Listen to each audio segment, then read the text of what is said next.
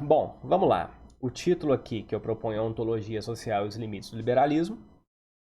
E o meu objetivo central aqui é mostrar um caminho primariamente ontológico para o realismo político. O que é o realismo político? O realismo político é a tese de que a esfera política ela é normativamente autônoma, ou seja, né, com a nossa moralidade de senso comum, com, digamos, os nossos termos morais que regem as interações interpessoais, eles não conseguem dar conta de todo mundo normativo. E por um caminho primariamente ontológico, eu estou querendo dizer que o meu argumento central, ele se insere naquilo que a gente chama de ontologia social, né? Que é aquela área que vai tentar determinar quais são os elementos que existem no mundo social. Então, por exemplo, vai ter gente que defende que só há indivíduos, tem gente que defende que há coisas como coletivos no mundo, enfim, existe uma disputa a respeito de quais entidades existem no mundo social, e o meu argumento central para defender que a esfera política é normativamente autônoma é um argumento é, típico da ontologia social. Uma outra forma de tentar entender o que é o realismo político é tentar contrapô-lo ao moralismo político. Os moralistas eles vão negar a tese realista e vão dizer que a política não acrescenta nada do ponto de vista normativo. E aqui entra o liberalismo, né? Como eu digo, aqui o liberalismo ele tende ao moralismo. As teorias liberais elas tendem a ter uma perspectiva moralista por uma razão muito simples. O liberalismo tende a ser uma perspectiva individualista. E aí eu faço a pergunta, né? Será que o liberalismo, dada essa inclinação individualista, ele está sujeito às mesmas objeções que a gente poderia fazer aos moralistas? E a minha proposta é que sim. Para tentar mostrar o que eu quero, eu vou apresentar um modelo, o tipo ideal de liberalismo que leve ao máximo suas vocações. E por vocações aqui, eu estou querendo dizer as vocações individualistas do liberalismo. E modelo, o tipo ideal, é simplesmente uma forma de dizer que eu vou apresentar um arcabouço, um framework liberal, que seja o mais abstrato possível. Algo que consiga capturar o maior número de elementos essenciais das várias teorias liberais que foram avançadas ao longo da história. Qual que é o nosso plano aqui, né? Então, em primeiro lugar, eu vou explicitar o que é o tal modelo, o tipo ideal. Eu já dei uma dica aqui. E vou tentar motivar esse framework, né? Esse modelo ou tipo ideal. E aí, como é que eu vou tentar motivar, né? Tá aqui já. Eu vou perguntar, quer dizer, eu vou responder, na verdade, a pergunta, né? Se os componentes internos desse modelo são harmônicos entre si, se o modelo dá conta de teorias liberais substantivas, e eu vou defender que sim. Logo depois, né, numa segunda parte, eu vou apresentar a noção de adequação, eu não vou explicitar o que isso quer dizer agora, e depois vou apresentar alguns elementos de ontologia social e de agregação de preferências. E depois, né, de apresentar essas coisas, eu vou construir o argumento para mostrar que o liberalismo é incompleto e vindicar o realismo. O que eu quero dizer com incompletude aqui, né? Eu quero dizer que há em particular, há um princípio normativo importante que não pode ser cumprido se a gente aceitar os compromissos estabelecidos por esse modelo ou por esse tipo ideal. Esse é o argumento central dessa apresentação. E por fim, numa última parte, um pouco mais curta, eu não vou dedicar muito tempo a isso, eu vou defender que esse modelo é incapaz de responder até mesmo a princípios básicos.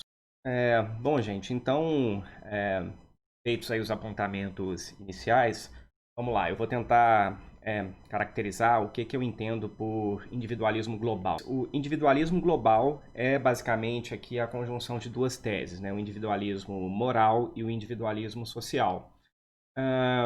Por individualismo moral, a gente pode entender a ideia de que só há propriedades morais individuais. Por propriedade moral aqui, eu vou seguir mais ou menos uma tradição e não vou defini-la, mas eu posso dar exemplos. Então, por exemplo, titularidades, direitos, obrigações, essas coisas são todas propriedades morais. Então, um componente do individualismo global é o individualismo a respeito desse tipo de propriedade. Só indivíduos ou ações individuais, para ser bem preciso aqui, podem instanciar propriedades morais. E, por outro lado, a gente também tem o individualismo social. O individualismo social ele é fácil de perceber o que é. Né? É basicamente a ideia de que só há indivíduos na sociedade. Na nossa ontologia social, a gente só pode falar que existem, literalmente, indivíduos. Então, companhias, nações, coletividades e entidades desse tipo só são maneiras de falar. Elas existem literalmente no mundo, né? São só maneiras práticas de a gente se referir o que no fim das contas são apenas indivíduos. Então é isso. Esse é o framework que eu proponho aqui para entender as características mais elementares do individualismo. O individualismo moral e o individualismo social. É de bom tom, pelo menos, né, a gente vê se essas características elas têm algum precedente histórico. A gente tem que motivar isso para ver se isso corresponde, de fato, a preocupações de teóricos liberais ao longo da história. E me parece que sim. Por exemplo, aqui, né, eu coloco aqui como segundo item o individualismo social. Se a gente pega alguns teóricos liberais, filósofos, economistas e gente que mexia com filosofia das ciências sociais, ali mais ou menos na metade do século XX, há uma certa discussão entre individualistas metodológicos e holistas metodológicos. Né? E é uma discussão que envolveu filósofos e teóricos como Hayek ou Karl Popper, por exemplo. E qual que era a disputa? Né? Para um individualista metodológico, a gente só pode explicar fenômenos sociais recorrendo a indivíduos e suas relações, ao passo que os holistas metodológicos vão defender o contrário. Para explicar fenômenos sociais, a gente tem que recorrer a todos, a coletividades. É claro que essas teses metodológicas, o individualismo e o holismo, elas são diferentes das suas contrapartes ontológicas. Uma coisa é uma tese a respeito de uma explicação, como a gente explica fenômenos, e outra coisa é uma tese a respeito de constituição, né? O que de fato existe ou não existe no mundo. Mas parte significativa da motivação que os individualistas metodológicos apresentavam eram motivações ontológicas. Eles defendiam teses metodológicas individualistas, mas eles não a distinguiam muito bem da sua contraparte ontológica. Então as razões ficavam mais ou menos misturadas e, no fim das contas, algumas preocupações eram realmente ontológicas. Eles estavam preocupados sobre o que tinha no mundo, né? Sobre a constituição do mundo. E tem algumas razões tipicamente liberais para isso. Né? Hayek e Popper, por exemplo, eles temiam algumas consequências políticas ou normativas da existência de coletivos. A existência de coletivos no mundo poderia ter repercussões para a noção de, por exemplo, de responsabilidade individual. Indivíduos são muito influenciados por coletividades, a ideia de responsabilidade individual perde um pouco da motivação. Né? E outra preocupação que a gente pode enumerar aqui diz respeito a gente vai ver isso mais para frente, mas diz respeito à existência de entidades coletivas, agentes coletivos. A gente corre o risco aqui, né, ao assumir a existência de agentes coletivos, de ter que atribuir a esses agentes propriedades morais. E propriedades morais coletivas é o tipo de coisa que soa mal, né, do ponto de vista de um liberal. Então a gente tem um certo precedente histórico para optar por uma ontologia individualista aqui. Né? Bom, o individualismo moral é mais fácil de motivar. Eu coloquei aqui como exemplo a justificação do Estado. Um filósofo do direito bastante conhecido, né, que é o Jeremy Waldron, ele diz que o que distingue as teorias liberais das outras abordagens é justamente a necessidade da gente justificar perante os indivíduos a formação, né, a imposição de uma determinada ordem política. Outra vantagem desse framework é que a gente reduz as coisas ao mesmo nível, que é o nível individual, né? Então, ao reduzir as propriedades morais a propriedades individuais e ao reduzir as propriedades sociais a indivíduos, a sociedade a indivíduos, a gente reduz tudo ao mesmo nível. Então, há uma espécie de isomorfismo nesse framework que eu estou propondo aqui. Isso parece um mero ponto formal, mas não é tanto assim. Porque ao reduzir tudo ao mesmo nível, a gente não vai ter aquele tipo de situação desagradável em que parece que a gente tem uma propriedade moral coletiva, mas, no entanto, o nosso mundo social só tem indivíduos. Ou o contrário, né? A gente tem coletividades no mundo, mas as propriedades morais com as quais a gente trabalha parece que são todas propriedades individuais. Então tem uma certa vantagem em reduzir tudo ao mesmo nível. Isso é desejável num modelo, tipo ideal, que é o que eu estou propondo aqui. E eu disse na introdução que eu levaria ao máximo, né, essas características individuais do individualistas, do liberalismo. E isso é uma liberdade que eu tomo por uma questão de simplificação, né? Quando você tem um esquema, alguma coisa bastante geral, uma estrutura bastante geral, que vai revelar algumas características de uma determinada coisa, né? No caso aqui, uma família de teorias, para salientar as implicações, né, dessas características, a gente pode elevá-las ao máximo, né? Então, é mais ou menos assim que funciona um modelo, né? A gente salienta certas características, amplifica certas características para ver o que se segue daí, né, de um ponto de vista teórico. Bom, gente, então vamos passar aqui a umas objeções que podem surgir, né, nessa altura aqui. Será que esse individualismo global que eu estou propondo não é diferente demais das teorias reais? Aí eu já respondo aqui, né? Sim, mas há um porquê. E a resposta a esse objetor aqui hipotético é a seguinte: o objetivo do individualismo global não é, digamos assim, ter pontos muito substantivos de interseção com detalhes de teorias reais. A ideia aqui é justamente tentar capturar alguns elementos bastante mais gerais dessas teorias, né? Então, os detalhes da teoria, como é que a gente preenche os detalhes normativos descritivos dessas teorias, é uma questão independente e separada. Além disso, é o que se espera de um framework geral, né? De um modelo. Eu estou desconsiderando um monte de aspectos, né, de eventuais teorias liberais substantivas e focando em certos aspectos mais estruturais. É simplesmente um efeito da própria ideia, né? Não é para usar um jargão em inglês, né? Não é um bug, é uma feature do que eu estou propondo aqui. Outra objeção que poderia surgir é a seguinte: esse framework poderia ser mais simples. E o objetor poderia dizer que o único elemento essencial seria o elemento normativo e não o elemento ontológico. Então, para eu ter uma espécie de modelo que capture o que há de essencial no liberalismo, eu poderia simplesmente assumir o individualismo moral.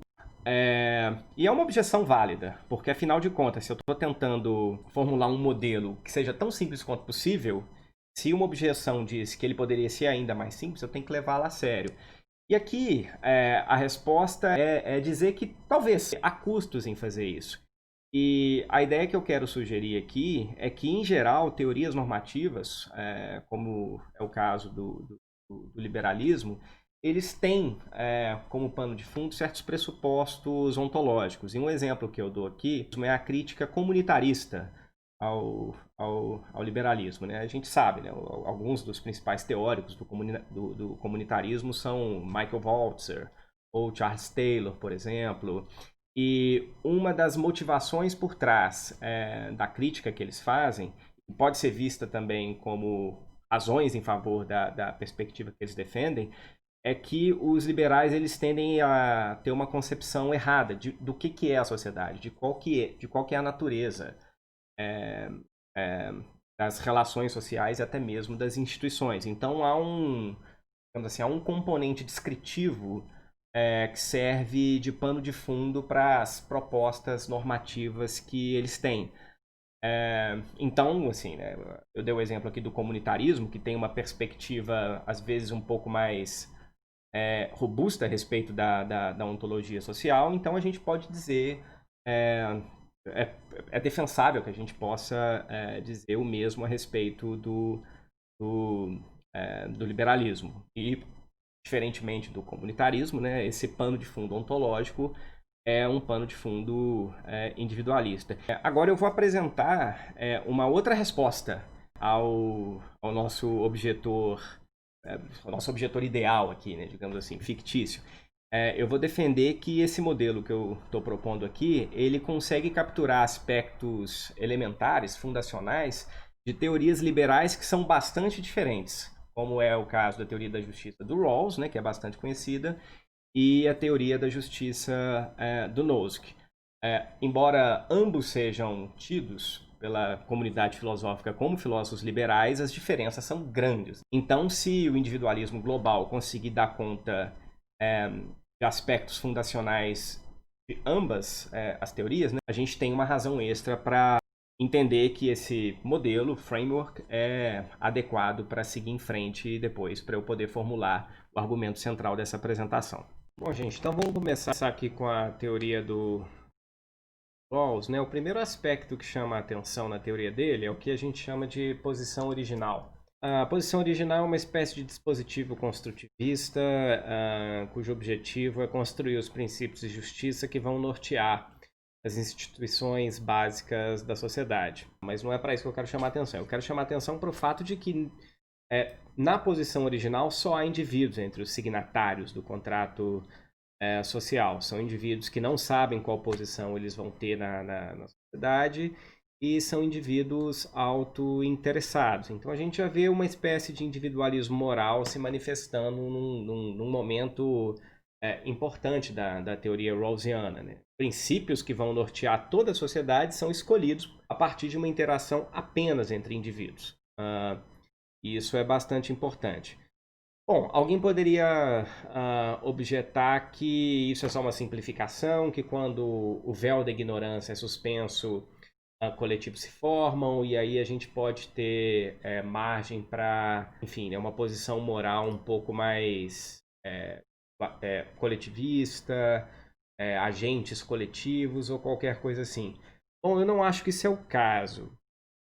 Eu não acho que isso é o caso porque isso nos forçaria a fazer uma espécie de reavaliação retrospectiva da posição original. Dado que só indivíduos são os signatários do contrato e dado que é razoável pensar que só os signatários do contrato vão ser, digamos assim, né, os sujeitos de consideração moral depois que o contrato é assinado, é razoável pensar que só indivíduos vão ser os sujeitos de consideração moral depois que o véu da ignorância é suspenso.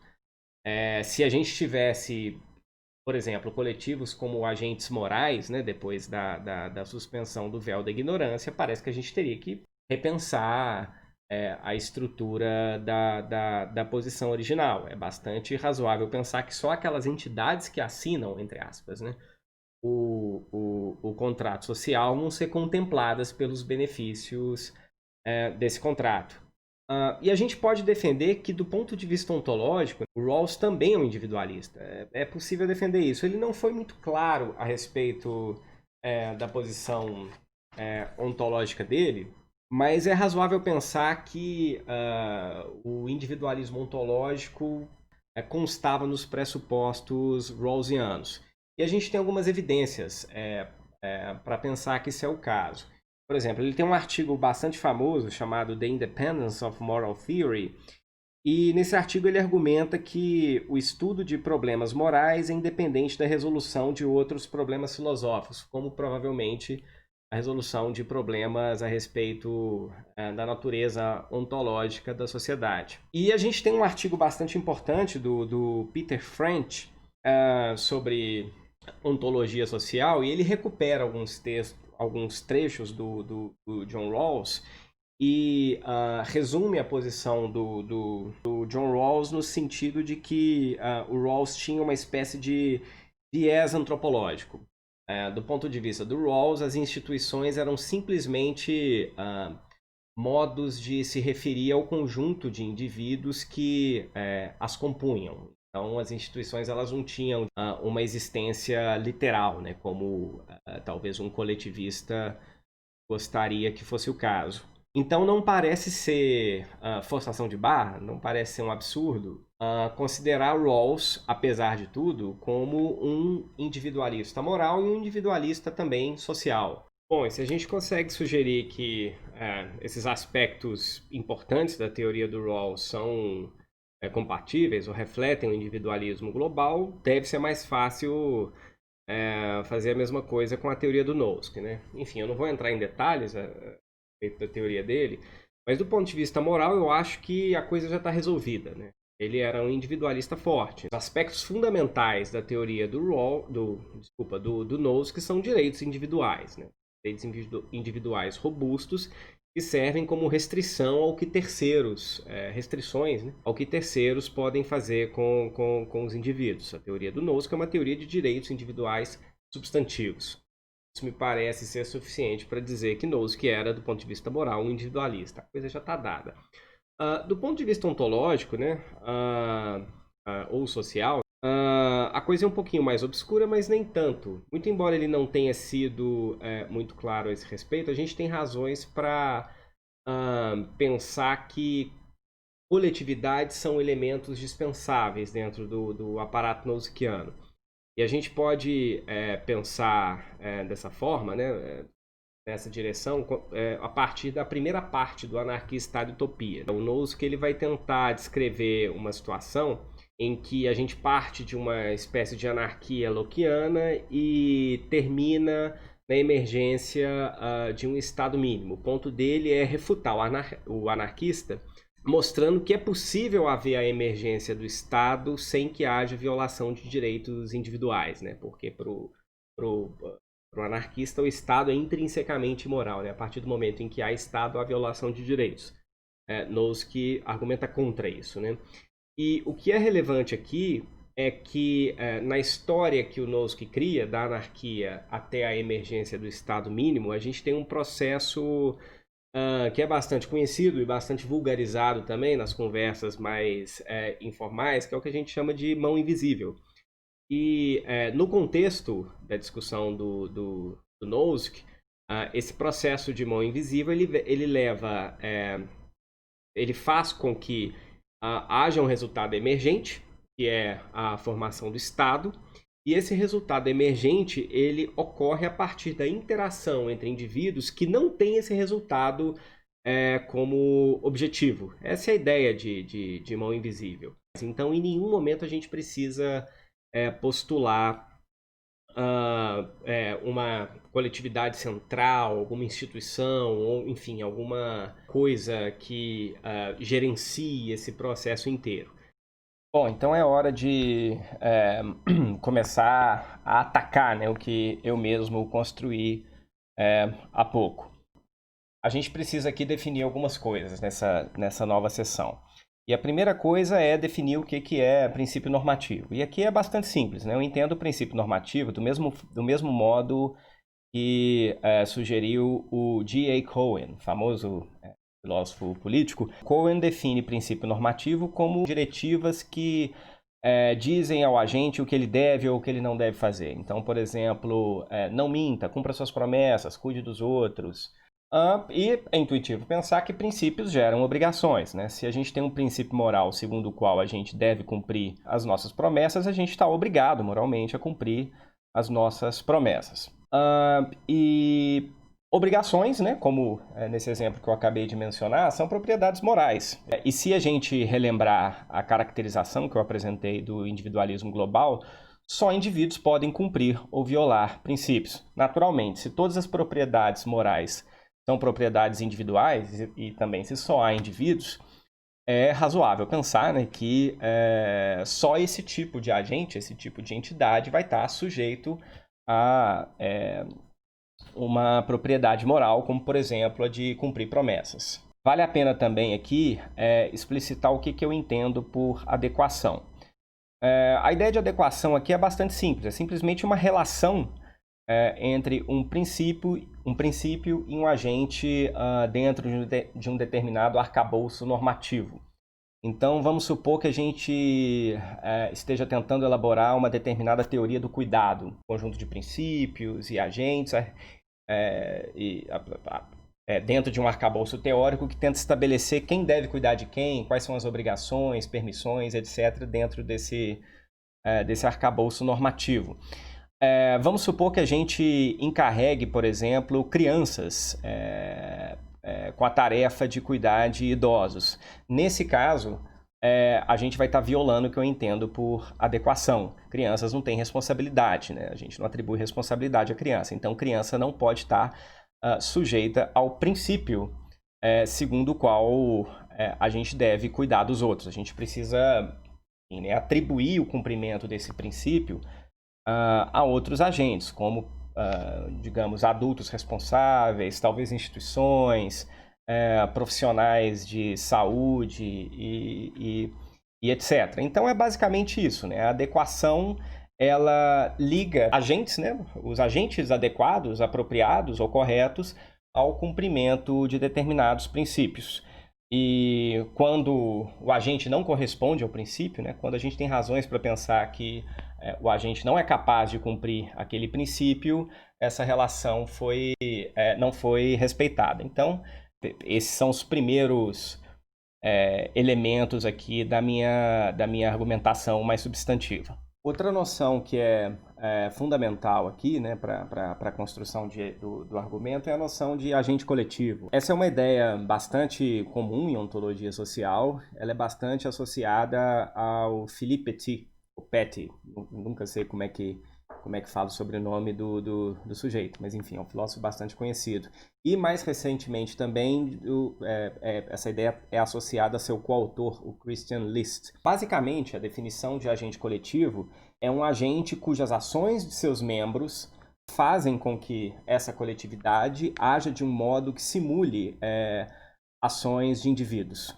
Ou seja, os componentes daquele grupo se organizam de um determinado modo que o grupo age como se ele fosse um indivíduo distinto. Isso envolve dois elementos. O primeiro deles, as representações desse grupo devem ser sensíveis à evidência. Então, esse grupo representa o mundo tal como o mundo se mostra, e ele é executivamente confiável. É o termo um pouco desajeitado que é usado, e a tradução fica um pouco pior, mas é isso mesmo.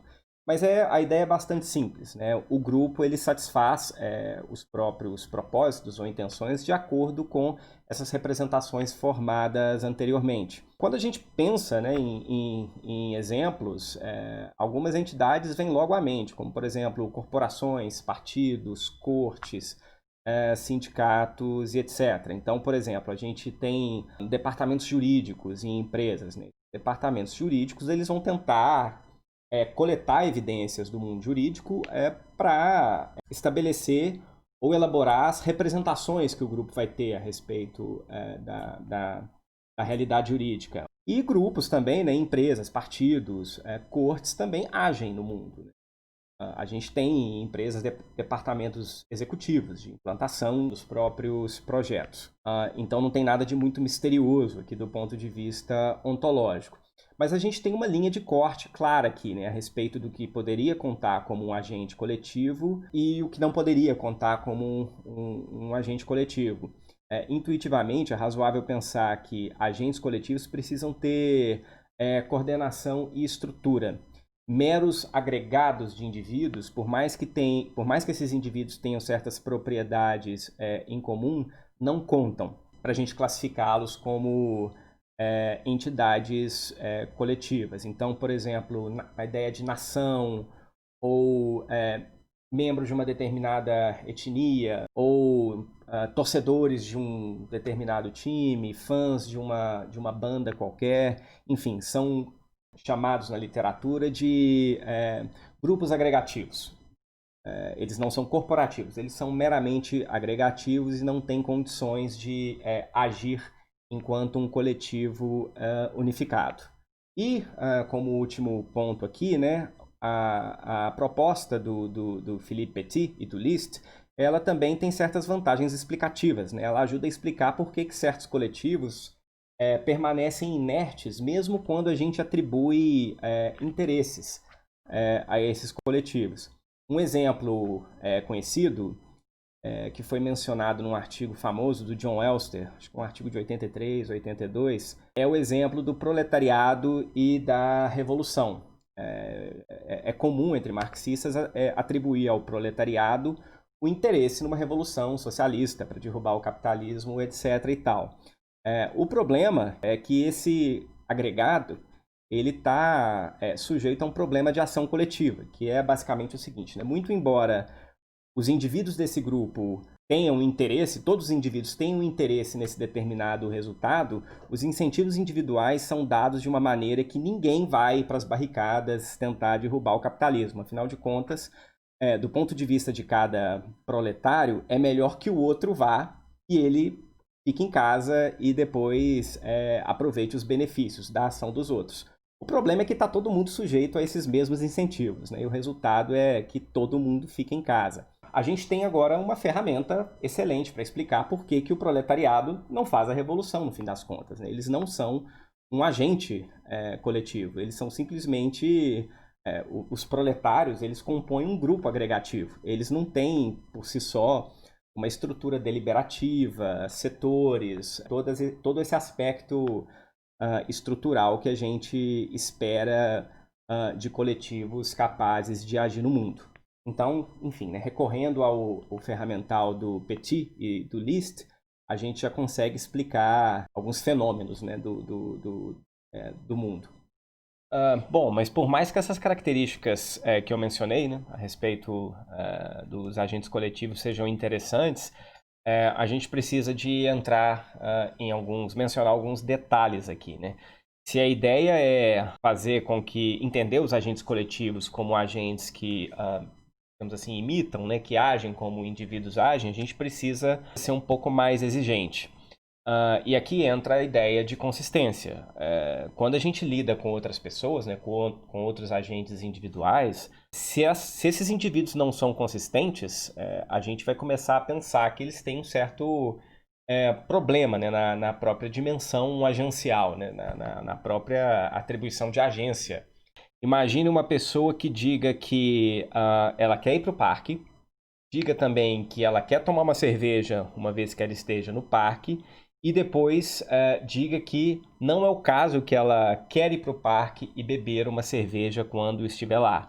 Parece que tem alguma coisa errada, né? A pessoa aceita que P, aceita que Q e depois nega a conjunção dessas coisas. A gente vai olhar para essa pessoa e dizer que ela não é um agente lá muito competente. E a mesma coisa pode acontecer com candidatos a agentes coletivos, né? Então, para pegar o exemplo que está aqui, vamos imaginar que esses membros aqui, né, membro A, membro B e membro C, pertencem a um determinado partido político. E vamos assumir a premissa que é um tanto contenciosa entre gente das humanidades, de que o orçamento ele é finito.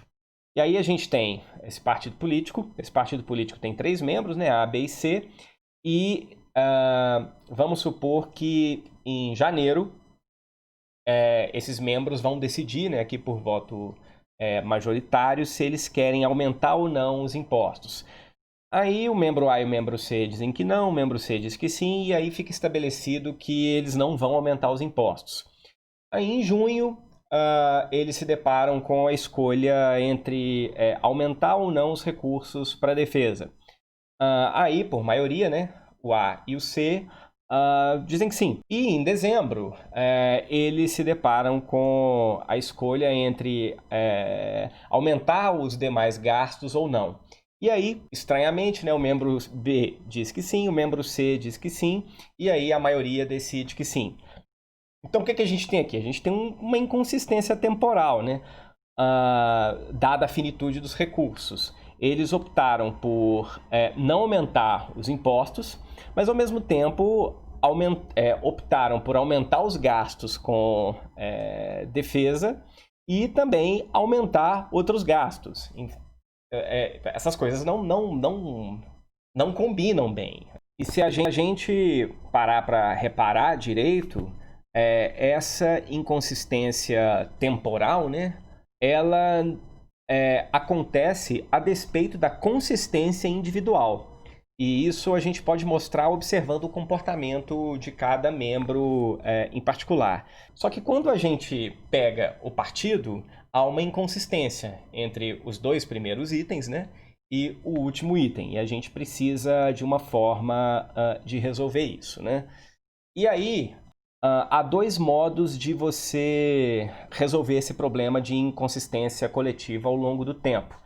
E o primeiro modo é o chamado modo Stallings, né? É similar à forma argumentativa mesmo. E o outro é o modus ponens. Então, o que é o modus Stallings aqui? Essencialmente chegar aqui no fim, né? Na disposição geral de aumentar os gastos de maneira geral e optar por mudar a decisão de forma retrospectiva a respeito, seja da primeira premissa aqui, né, digamos assim, ou a respeito da segunda. Então, por exemplo, já que o partido chegou em dezembro e decidiu que vai aumentar os outros gastos, né, os gastos gerais, ele pode simplesmente reconsiderar e abandonar a decisão, a primeira decisão, né, feita em janeiro. Aí eles optam retrospectivamente por aumentar os impostos. Isso elimina a inconsistência ao longo do tempo.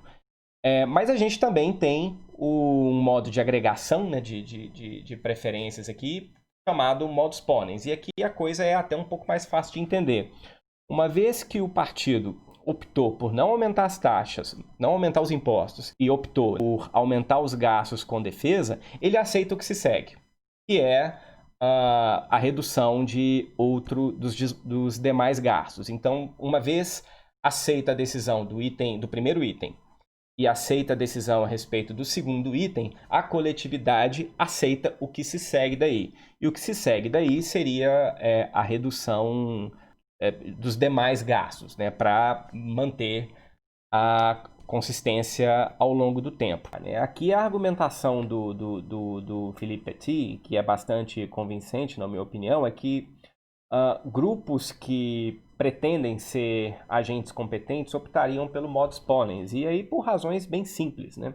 Quando a gente lida com pessoas ou até com instituições e grupos, a gente teria um problema de previsibilidade se a gente lidasse com grupos que optassem pelo modus tollens. Pela simples razão de que a gente nunca saberia se eles manteriam as decisões presentes, uma vez que eles sempre podem decidir por outra coisa no futuro e reavaliar com base no que pode acontecer as decisões atuais. Então a gente pode imaginar que a gente firme o contrato com uma empresa, a empresa assina, nós assinamos o contrato, e aí, com base numa decisão futura, para manter a consistência, a empresa reavalia os termos do nosso contrato, né, de uma forma que não estava prevista no momento da assinatura. Então, esse fator de compromisso, de previsibilidade, é uma razão para os grupos aceitarem um método de agregação que corresponde aqui ao modus ponens. E vale a pena mencionar aqui, quando grupos coletivizam a razão dessa forma, eles se tornam insuscetíveis de redução aos indivíduos que os compõem. A decisão, ela não corresponde, a decisão final, né? Não corresponde ao que os indivíduos pensam. Então, por exemplo, vamos supor que o partido aqui opte pelo modus ponens. A gente tem aqui, a maioria pensa que os impostos não devem subir, a maioria pensa que os gastos com defesa devem aumentar, e aí eles vão aceitar o que se segue daí. Ou seja, redução de outros gastos. E se a gente reparar bem, não é o que a maioria pensa. Então, esse descompasso entre o que o grupo pensa e o que a maior parte dos integrantes pensa faz com que o grupo tenha uma certa autonomia uma autonomia epistêmica mesmo, mental, em relação ao que os indivíduos pensam. No vocabulário do Philippe Petit, são grupos com mentes próprias. Então, a gente viu a natureza dos agentes coletivos, definimos, né, o que é um agente coletivo. A gente viu algumas características, a pressão por consistência e, por fim, a gente também viu o modo como coletivos coletivizariam a razão, né, por meio do modus ponens. Então, acho que a gente já tem um entendimento razoável de como que funcionam, de como que operam agentes coletivos. Eu proponho agora que a gente mude o exemplo. Em vez de pensar em partido, vamos pensar em cortes, em especial cortes supremas, né? Como, por exemplo, a Suprema Corte dos Estados Unidos. Uma das funções de uma Corte Suprema é praticar o que se chama de controle de constitucionalidade, né? Ou Judicial Review, na bibliografia em língua inglesa. Basicamente, o controle de constitucionalidade consiste em garantir que as ações de outros poderes, como por exemplo o legislativo, não violem o texto constitucional. A gente vê isso acontecendo o tempo inteiro, né? O Congresso, por exemplo, aprova uma lei, isso às vezes gera algum desentendimento, a questão acaba caindo nas mãos dos ministros do tribunal e à luz do texto constitucional, os ministros decidem, né, a respeito da constitucionalidade ou não daquela lei aprovada. Bom, existe na bibliografia filosófica, e Samuel Freeman, por exemplo, é um grande defensor dessa tese, existe a defesa de que o controle de constitucionalidade é um imperativo moral. Ou há também um argumento por parte de outros autores que o correto entendimento do que é um regime democrático justo depende da presença e da aprovação, né, do controle de constitucionalidade. E se a gente for pensar, isso é bastante intuitivo. Afinal de contas, o texto constitucional ele estabelece quais são os direitos e também deveres, né, elementares das instituições e das pessoas. E é bastante razoável haver um mecanismo institucional que garanta, né, na medida do possível, o respeito aos termos estabelecidos pela Constituição. Só que tem um outro fator aqui também, né, que é um fator importante. O cumprimento adequado do controle de constitucionalidade é algo que leva bastante tempo. Com isso, eu quero sugerir o seguinte: a gente só vai determinar se uma Corte Suprema é bem sucedida nessa tarefa de garantir, né, o respeito aos termos estabelecidos pela Constituição depois de um bom tempo. Isso, né, não é coisa de semanas ou mesmo meses. O adequado cumprimento demora bastante tempo. Por isso que eu estou chamando aqui a tarefa, né, de praticar o controle de constitucionalidade de uma tarefa estendida. E aqui entra mais um passo do argumento. Uma vez que há uma argumentação moral em favor da necessidade dessa tarefa estendida, a gente pode entendê-la também como um princípio estendido, nos termos que eu já especifiquei há pouco, nos termos do Cohen. Então, há um princípio estendido, segundo o qual se deve garantir a estabilidade dos direitos por meio de algo como o controle de constitucionalidade. Isso coloca algumas perguntas. A primeira delas é: qual entidade deve cumprir esse princípio, né, que é de garantir a estabilidade dos princípios? E uma outra pergunta que a gente pode fazer é: qual que é o arcabouço normativo no interior do qual surge um princípio desse tipo? Respondendo a segunda pergunta primeiro, a gente pode dizer que o arcabouço normativo relevante aqui é qualquer teoria que tenta estabelecer a natureza das instituições, ou quais são os princípios mais básicos da sociedade.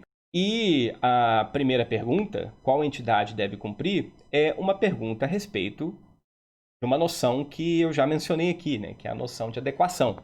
Ou seja, a gente precisa determinar qual entidade é a mais indicada para cumprir esse princípio estendido. E aqui a resposta que eu vou oferecer a partir de agora é a seguinte: A entidade adequada são cortes que adotam o modus ponens como princípio de agregação de preferências ou decisões.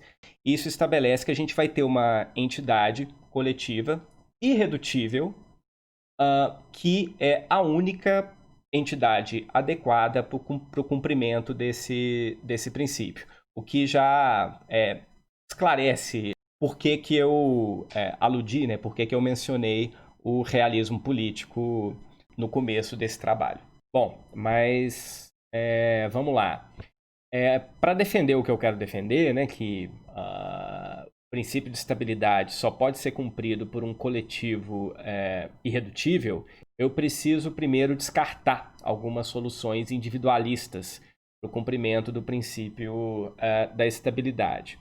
E aqui a gente tem basicamente duas tentativas, né, de cumprir esse princípio de um modo compatível com o individualismo global.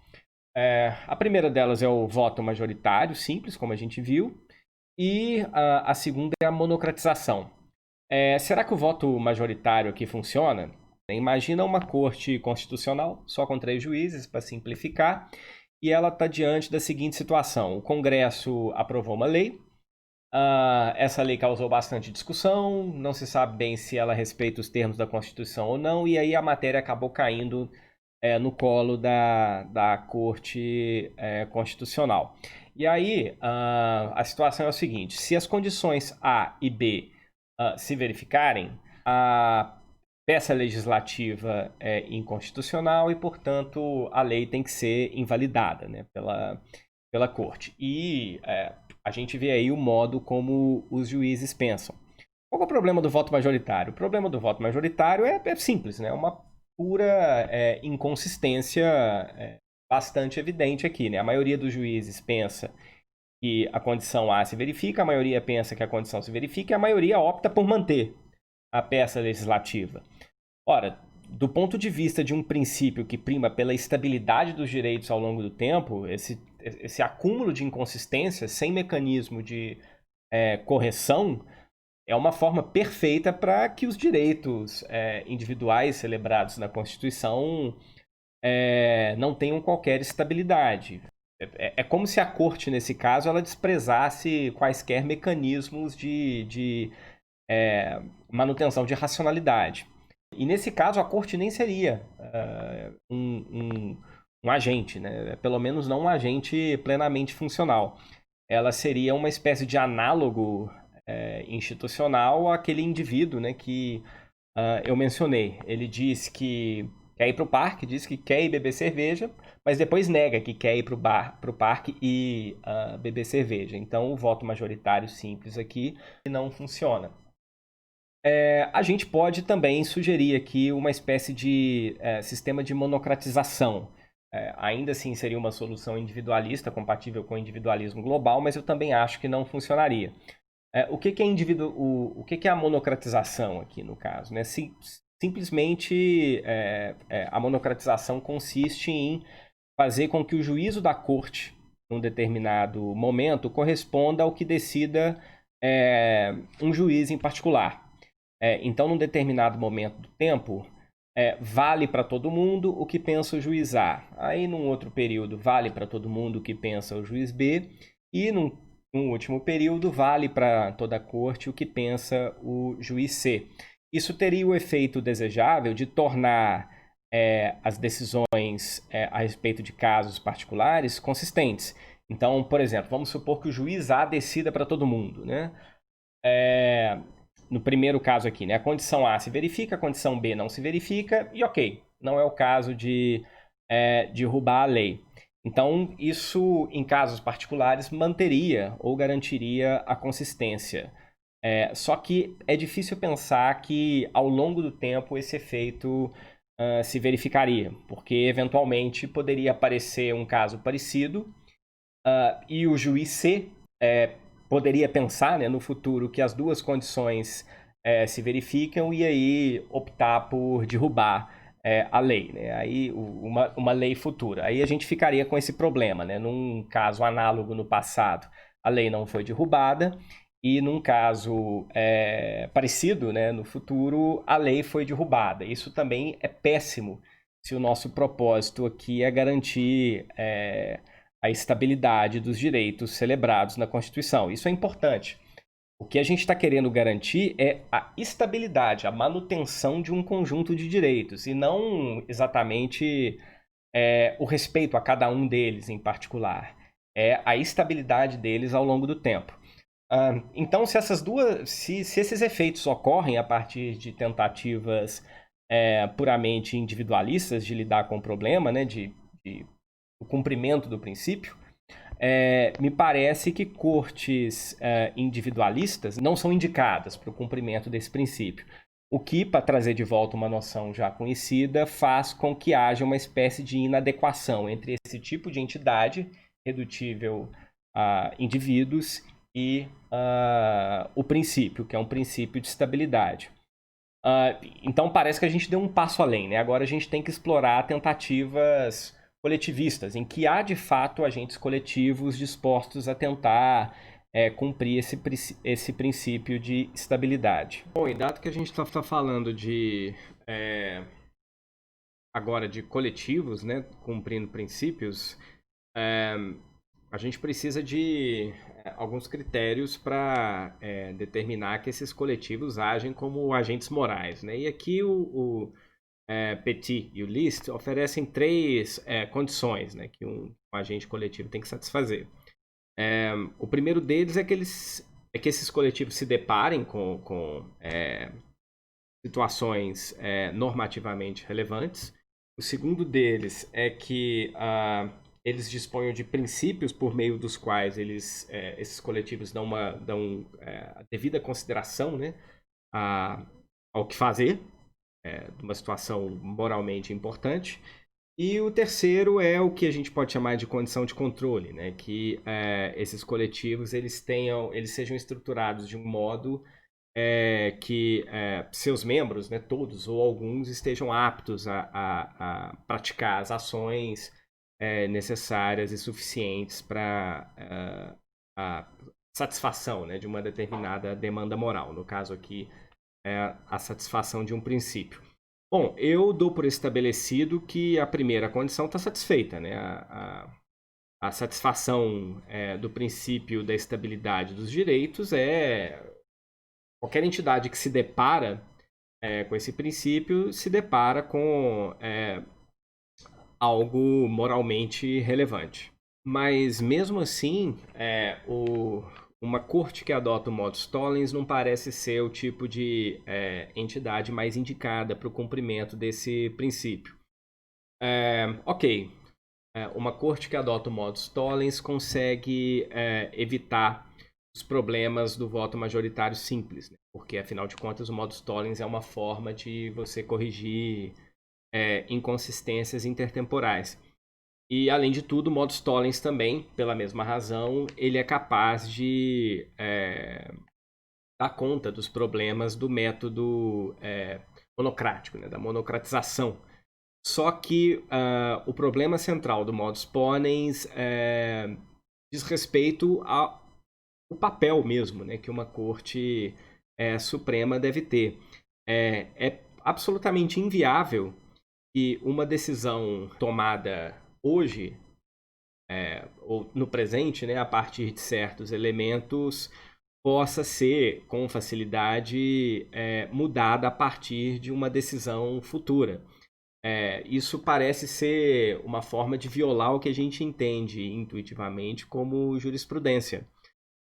Uma corte que, à luz do que pode decidir no futuro, está disposta a mudar o que decide no presente, é uma corte que não oferece estabilidade nenhuma, evidentemente, né? É uma corte que não se compromete com as decisões feitas no presente. Isso é muito ruim, né?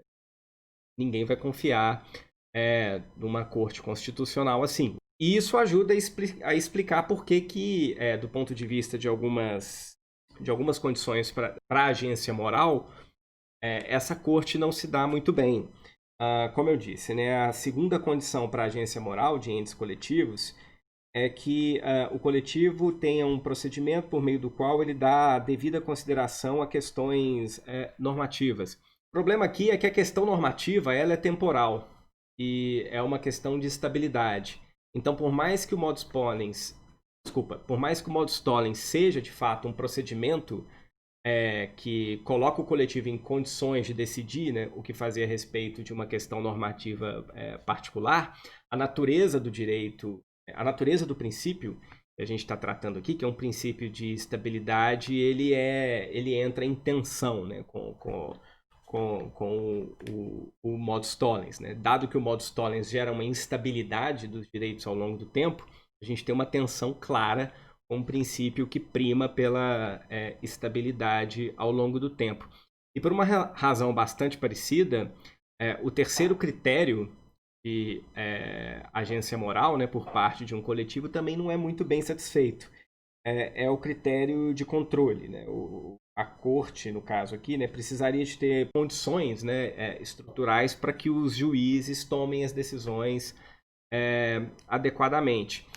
De fato, o modus tollens ainda é um procedimento que permite com que os juízes tomem conjuntamente decisões a respeito dos mais variados temas. Mas me parece claro aqui que a ação que eles vão tomar, assumindo o modus tollens, também está numa relação de tensão com a natureza do princípio. Bom, então a gente tem agora o modus ponens como o método de agregação de preferências ou de votos, né, dos diferentes juízes que compõem a corte. E aqui é o ponto final do argumento principal dessa apresentação. Bom, o modus ponens ele evita o problema associado ao voto majoritário, a gente não tem aquela inconsistência ao longo do tempo. Ele também evita os problemas da monocratização, uma vez que ele coletiviza a razão, né, tal como o modus tollens o faz, mas ele também não tem os problemas associados ao modus tollens. Aqui a gente já tem algo como uma esperada estabilidade ao longo do tempo. A gente sabe que, dado que a corte decide hoje, a gente tem uma pista bastante razoável a respeito daquilo que ela vai, digamos assim, pensar amanhã. E é isso que a gente espera de uma jurisprudência estável, que mantenha ao longo do tempo aquilo que vai sendo decidido no presente. Então, parece que o modus ponens é o arranjo, né, mais adequado para o cumprimento do princípio que eu mencionei. Isso fica explícito até de acordo com essas características, né, essas condições impostas a um coletivo para ele ser um agente moral. O modus ponens parece ser uma forma adequada de levar em consideração a demanda normativa em questão, que é uma demanda temporal, e ele também parece oferecer condições adequadas para que os juízes ajam de um modo que corresponda ao cumprimento do princípio. Me parece que a gente precisa de uma entidade coletiva que seja prospectiva e não retrospectiva, como é o caso do modus tollens. Então, uma corte que coletiviza a razão, utilizando o modus ponens como método de agregação, parece ser o melhor que a gente tem aqui. Bom, então o arremate aqui é o seguinte, né? Eu espero que eu tenha sido razoavelmente claro até agora e que essa conclusão faça sentido, né, com o resto do que foi dito aqui. A gente tinha uma tarefa estendida. Há certos autores que defendem que essa tarefa ela é motivada por razões normativas. E com base nisso, eu entendi essa tarefa, né, como um princípio. E dado que a tarefa é uma tarefa estendida ao longo do tempo, eu também encarei o princípio como um princípio estendido ao longo do tempo. E um princípio, né, gera uma obrigação. E a obrigação é uma propriedade moral. E como eu disse anteriormente, quando a gente fala em propriedades morais, dentro de um determinado arcabouço normativo, a gente também se pergunta a respeito da adequação, né? Qual é o agente que vai ser submetido ao cumprimento desse princípio? E nos últimos minutos eu tentei defender que a gente precisa de um agente coletivo, no caso uma corte, que coletiviza a razão e que usa como método agregativo o modus ponens. E aqui vem a vindicação do realismo político modesto, né? Enfim, eu penso que é uma forma modesta de defender o realismo político. Eu não ofereço nenhuma razão normativa extra, um caminho mais ontológico. Esse coletivo, esse agente corporativo, ele é irredutível por razões que a gente já viu aos seus componentes. Há certas situações em que as decisões colegiadas elas não correspondem ao que a maioria dos juízes pensam a respeito de uma determinada questão. Então parece que a gente tem tudo o que a gente precisa para defender que o individualismo é falso. Nossa ontologia comporta agentes que não são indivíduos, como a gente acabou de perceber aqui, e há certas propriedades morais que não são redutíveis a propriedades morais individuais, como, tal como a gente viu agora, a propriedade de ter a obrigação de cumprir o princípio da estabilidade dos direitos básicos, né? Direitos individuais básicos. Então isso fecha o meu objetivo central aqui nessa apresentação. Então eu vou motivar aqui rapidamente o meu ponto a respeito dos princípios básicos. Bom, em primeiro lugar eu tenho uma tese de apoio aqui, né? Que é essa que está escrita aqui, né? Princípios que respondem ou se baseiam em fatos respondem a princípios que não respondem a fatos. E essa tese foi defendida pelo Cohen, G.A. Cohen, que foi o filósofo a quem eu recorri para oferecer uma definição de princípio normativo. Parece complicado, mas não é. Imagina que a gente tem um princípio P, cumpra suas promessas, e um fato F. Quando as promessas são cumpridas, as pessoas obtêm sucesso. Aí alguém pergunta, né? Bom, por que você sustenta o princípio P? Cumpra suas promessas.